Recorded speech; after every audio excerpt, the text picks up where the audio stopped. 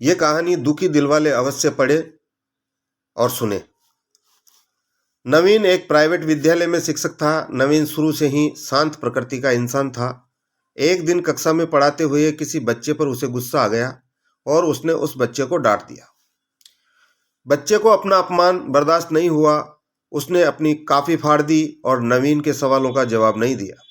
नवीन ने इसके लिए न तो उस बच्चे को कोई सजा दी और न ही इसकी शिकायत शाला प्रबंधन और न ही उस बच्चे के अभिभावकों से की। इस घटना से नवीन के दिल को बहुत ठेस पहुंची और उस बच्चे के प्रति उसका व्यवहार बदल गया।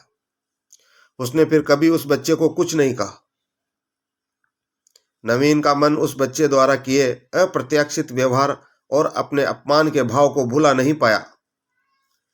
नवीन के मन के ये हालात हालांकि और किसी की समझ में नहीं आ रहे थे, लेकिन इससे सबसे ज्यादा दुख नवीन और वह बच्चा पीड़ित थे। खुद उस बच्चे ने नवीन से पूछा, सर, आप सबको उनकी गलतियों के लिए डांटते हैं, लेकिन मुझे क्यों नहीं डांटते? मुझसे क्या गलती हो गई है? आप मेरे प्रति ऐसा व्यवहार क्यों कर रहे हैं? दरअसल नवीन उस बच्चे को दिल से माफ नहीं कर पा रहा था। एक अध्यापक के नाते वह अपना अध्यापन का फर्ज तो निभा रहा था, लेकिन अंदर ही अंदर अपने प्रति उस बच्चे के व्यवहार की खटास उसे सहज नहीं होने दे रही थी। नवीन का मन उस अपमान को भुला नहीं पाया था। उस बच्चे के व्यवहार से नवीन को दुख पहुंचा था। ऐसा होते होते कई दिन बीत गए।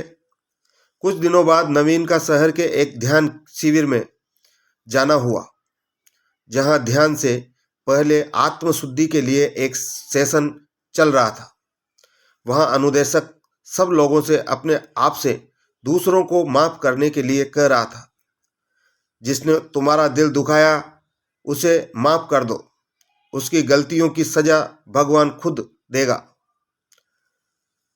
तुम उसे माफ न करके अपने आप को पीड़ा दे रहे हो। माफ कर दो और अपने मन का बोझ हल्का कर दो। किसी के गलत व्यवहार को अपने मन में मत रखो, उसे भुला दो और उस इंसान को सच्चे दिल से माफ कर दो। माफ कर देना सजा देने से बड़ी बात है। नवीन पर भी उस सेशन का असर पड़ा। नवीन पिछले कई दिनों से उस बच्चे को माफ नहीं कर पा रहा था। इस ध्यान पत्र सत्र के दौरान नवीन ने भी उस बच्चे को माफ कर दिया। आज नवीन को एहसास हुआ कि माफ कर देना जीवन की सबसे बड़ी जीत है। धन्यवाद दोस्तों। इस कहानी से आपको कुछ न कुछ सीखने को मिला होगा और मैं आशा करता हूं कि ऐसी कहानी आपको पसंद आई होगी। धन्यवाद और लाइक करें, शेयर करें, सब्सक्राइब करें।